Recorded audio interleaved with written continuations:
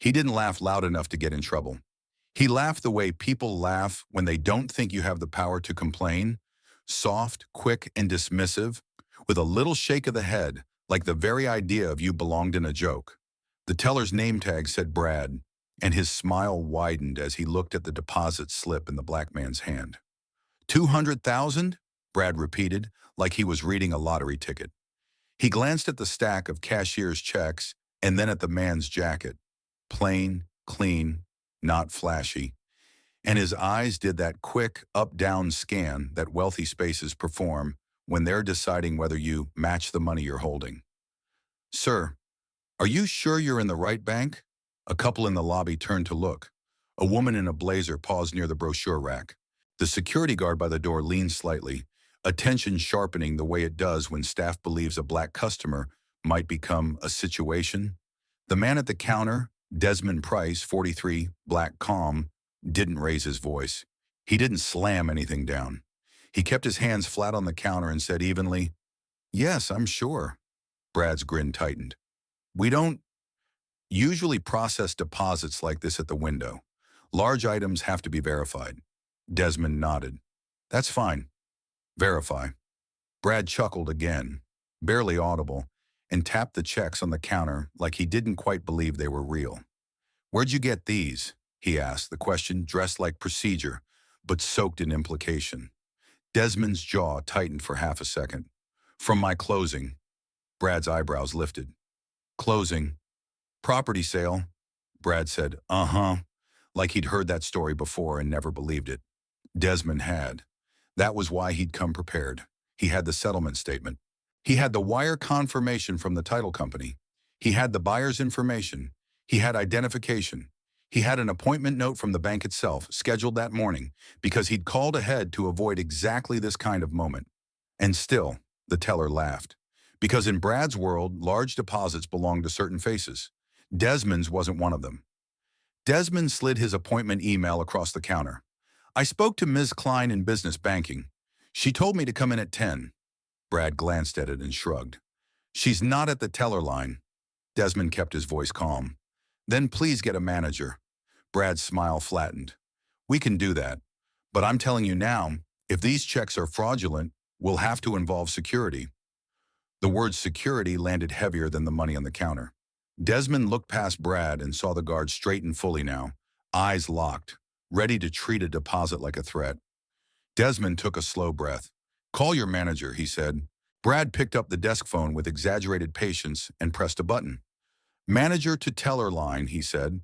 And then, because he couldn't help himself, he added quietly into the receiver, "Possible fraud situation." Desmond's gaze hardened. He wasn't angry because he was being inconvenienced.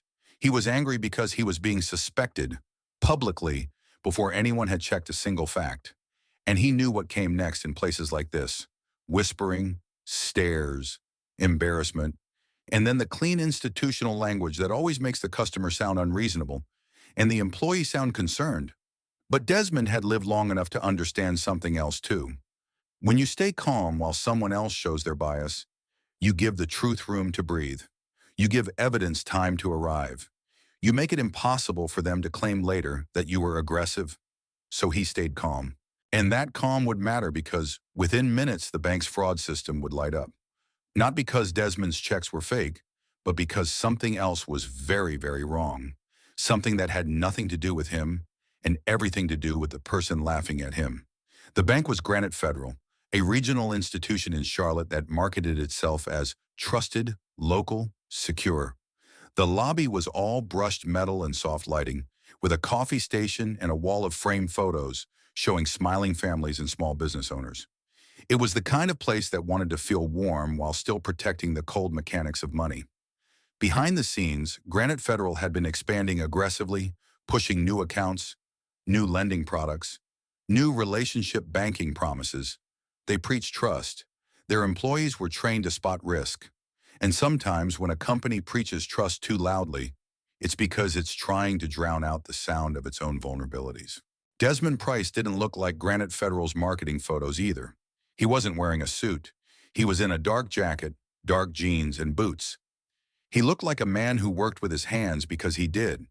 He owned a small commercial flooring company, Price and Sons Flooring, built from years of taking jobs bigger companies didn't want and doing them perfectly anyway. Hospitals, schools, office buildings. His crew installed floors overnight so businesses could open in the morning. Desmond paid his people on time. He didn't take shortcuts. He kept clean books because his father taught him, money you can't explain will always come back to hurt you. The deposit wasn't mysterious. It was the proceeds from selling a warehouse property he'd bought cheap a decade earlier and renovated slowly, steadily, until it became valuable. He had taken a risk that nobody in his circle thought would pay off. It did. Now he was depositing the funds to finance new equipment and expand his business. This was his win, and Granite Federal had turned it into a spectacle.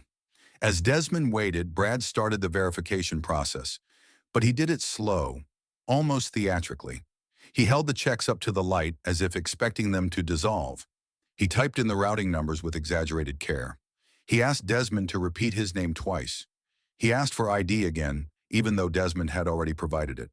A white woman at the next window deposited something small and was done in 90 seconds. Nobody asked where her money came from. Desmond didn't say that out loud. He didn't need to. The contrast was visible. Finally, the manager arrived. Her name was Marianne Holt. White, early 50s, hair perfectly smooth, expression set in that calm, professional mask managers use when they expect conflict. She approached with a practiced smile. "Good morning," she said. "I'm Marianne. I understand there's a concern with a deposit." Brad jumped in immediately. "He's trying to deposit $200,000 in cashier's checks. I told him we have to verify. There's irregularities." Desmond looked at Marianne. "There are no irregularities. These are official cashier's checks from a title company. I have the closing documents. I also had an appointment." Marianne's smile stayed in place, but her eyes scanned Desmond the same way Brad's had. "Sir, large deposits can be used to launder funds," she said, like she was explaining something to a child. Desmond's voice stayed calm. "Then follow your process, but don't imply I'm a criminal for walking into your bank." Marianne's smile tightened. "No one is implying anything." Brad snorted softly. Desmond looked at Brad. "You laughed." Brad shrugged. "I laugh when things don't add up." Marianne raised a hand slightly. "All right, let's just step into my office and handle this privately." Desmond didn't move. "No," he said. "We can handle it here. I'm not walking into a back room like I'm being interrogated." A couple of heads turned again. The security guard took one step closer. Marianne's tone cooled. "Sir," Desmond held her gaze, "I'm a customer depositing legitimate funds. If you want privacy, it's because you know how this looks." Marianne's nostrils flared slightly. She was about to respond when Brad's monitor chimed, a sharp, urgent sound, not the gentle transaction complete ding. This was the internal alert tone. Brad glanced at his screen, and his expression changed in a way Desmond had never seen before. The smugness vanished. The color drained from his face. Marianne noticed immediately. "Brad?" Brad stared at the monitor like it had become a weapon. Then the alert popped up again, bigger this time. Red banner across the top of his terminal. "Fraud alert. Internal review required. Account access flagged." Marianne leaned in. "What is that?" Brad's throat worked. He clicked quickly, trying to minimize it. His hands shook slightly. Marianne snapped. "Brad!" Desmond watched quietly because he'd learned that when someone panics that hard, it usually isn't about you. It's about them. Marianne moved behind the counter and looked at Brad's screen herself. Her face tightened. "This isn't about his deposit," she said slowly. Brad swallowed. It's probably a system glitch." Marianne's eyes sharpened. "It's flagging your login activity." The air in the lobby changed. The security guard paused mid-step, confused. Desmond blinked once. Marianne clicked again, pulling up the details. She read silently for a moment, and then her face went pale. "Brad," she said, voice low, "why does this say you attempted to access restricted customer profiles at 7:13 a.m. before the branch opened?" Brad's mouth opened, closed. I was prepping." Marianne's voice hardened. "Restricted profiles aren't prepping. That's executive banking and internal audit." Desmond's heart beat once, slow. He realized what was happening. The fraud system was real, but it wasn't pointing at him. It was pointing at the teller who had just accused him. Marianne looked up sharply at Brad. Did you use your credentials to view accounts you aren't authorized to view? Brad's eyes darted toward Desmond, then away. No. Another alert chimed, this time on Marianne's tablet. She glanced down and swore under her breath. Oh my God! Brad's voice rose, defensive. This is ridiculous. I didn't do anything. Marianne stepped back and spoke into her headset. Compliance. I need you at the teller line now, immediately. Fraud system has flagged employee access. Her voice was calm, but her eyes were not. Desmond stood still, hands still on the counter, watching the entire power dynamic shift like a chessboard being flipped. The woman in the blazer near the brochure rack backed away slowly, sensing danger. The couple in the lobby stopped whispering. Even the security guard looked uncertain now, because suddenly, possible fraud situation wasn't a black man with checks. It was the employee with a locked screen. Within 2 minutes, 2 people came out from the back office. Elliot Rains, the branch compliance officer, black man, late 40s, precise, and Sandra Kim, regional operations, Asian woman, early 40s, sharp. Elliot approached Marianne first. What happened? Marianne pointed at the screen. Brad's login flagged, unauthorized account access. Elliot's gaze flicked to Brad, then to Desmond. He took in the scene instantly. The checks on the counter, Desmond's calm posture, Brad's panic. Elliot looked at Desmond. Sir, I'm sorry you're witnessing this. Can I see your deposit documents? Desmond handed them over calmly. Sure. Elliot glanced at the checks, the closing statement, and nodded. These are legitimate. We can process this in a moment. Sandra Kim turned to Brad. Step away from the terminal. Brad's voice cracked. This is insane. Sandra's tone was cold. Now.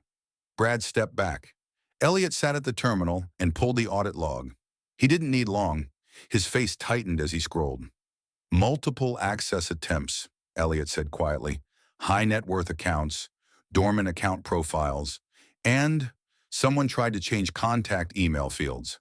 Marianne's hand flew to her mouth. Change emails? Sandra's eyes narrowed. That's takeover behavior. Brad shook his head rapidly. I didn't change anything. I just looked. Elliot looked up slowly. Your credentials initiated the changes. Not looked, changed. Brad's face collapsed. No. Sandra stepped closer. Were you trying to redirect account alerts? Brad's eyes darted. He didn't answer. Desmond felt a grim calm settle into his chest. He wasn't pleased. He wasn't vindicated. He was furious in a quieter way. The bank was ready to treat him like a criminal over a legitimate deposit. But the real criminal had been behind the counter the whole time. Elliot stood and said, Brad, we're locking your access. Please hand over your badge and step into the office. Brad's voice rose. This is because of him. He pointed at Desmond. He caused a scene. Desmond didn't move. He said calmly, You caused the scene when you laughed at my money. The lobby froze. Sandra Kim turned sharply toward Brad. Do not blame a customer for your audit flags. Brad's breath came fast. I didn't do it. The system is wrong. Elliot's voice stayed steady. Then it will prove you right in investigation. But you are not staying on a live terminal. Brad was escorted toward the back office, shoulders stiff, eyes wild. Marianne exhaled shakily, then turned toward Desmond as if remembering he existed. Her face tried to reassemble professionalism. Mr. Price, she said, reading his ID. I apologize for the inconvenience. Desmond's gaze stayed steady. It wasn't an inconvenience, it was humiliation.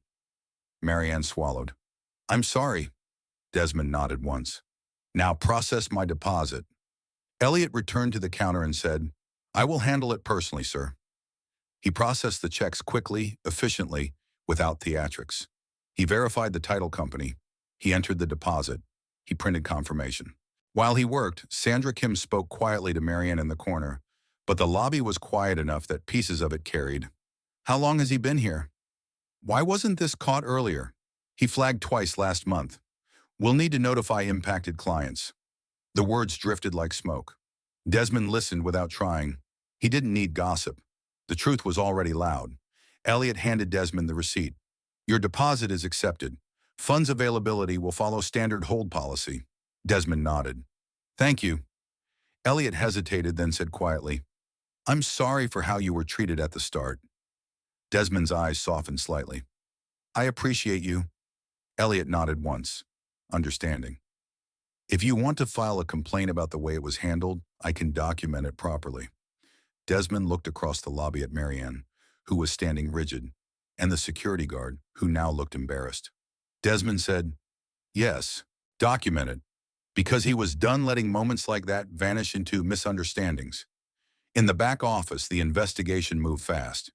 Granite Federal's fraud unit pulled the logs and discovered Brad had been targeting customers with large balances, especially elderly clients, by changing contact emails and attempting to reroute verification codes. He was trying to set up account takeovers, moving money out in small increments that could hide in daily transaction noise.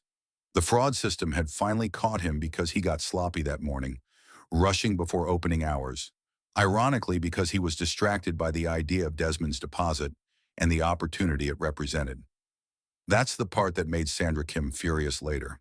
Brad had seen Desmond walk in with legitimate money, and his first instinct wasn't service. It was suspicion and opportunity, two sides of the same bias coin.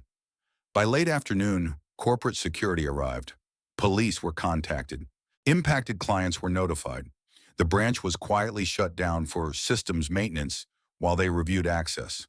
And Desmond went back to his truck, sat for a moment with the deposit receipt in his hand, and let himself breathe. His hands were steady, but his chest hurt. Not from fear, from the tiredness of being treated like an intruder in places built on his money too. His phone rang. It was his wife, Renee. How'd it go? She asked. Desmond paused. I made the deposit. Renee smiled through the phone. Good, Desmond exhaled. They treated me like I stole it. Renee's voice softened. Baby. And then the teller got flagged for fraud. Silence. What? Desmond said. He was stealing from people. The system caught him while he was laughing at me. Renee was quiet for a moment. Then she said, so he was projecting. Desmond's laugh was short and bitter. Yeah. That night, Granite Federal's regional director called Desmond personally to apologize. The apology was polished, corporate, safe. He offered a relationship manager in priority service. Desmond listened, then said, I don't want priority because I'm special. I want basic respect because I'm human. The director promised training, promised review, promised change. Desmond didn't argue. He didn't need promises. He needed record. A week later, the local news ran a short piece. Bank employee arrested after internal fraud alert. It didn't mention Desmond. It didn't mention the humiliation. Institutions rarely include the part where they mistreat people before catching the real problem. But people inside the branch knew. Staff whispered about the morning. The system went red. Some said Desmond's deposit triggered it. Others said quietly, if he hadn't walked in, Brad might have kept stealing. Elliot Rains sent Desmond an email later. Your complaint has been filed. Your experience has been documented. Thank you for insisting on proper process. Desmond printed that email and put it in his own records folder because he had learned again the lesson his father taught. Documentation protects you when dignity is treated as optional. And that was the ending. The bank teller laughed at the black man's deposit because he assumed wealth had a color, because he believed suspicion was safer than respect. Then the fraud alert hit the screen and exposed that the real risk in the building wasn't the customer bringing money in. It was the employee behind the counter who'd been stealing it out, hiding behind the same system that had tried to shame Desmond in public.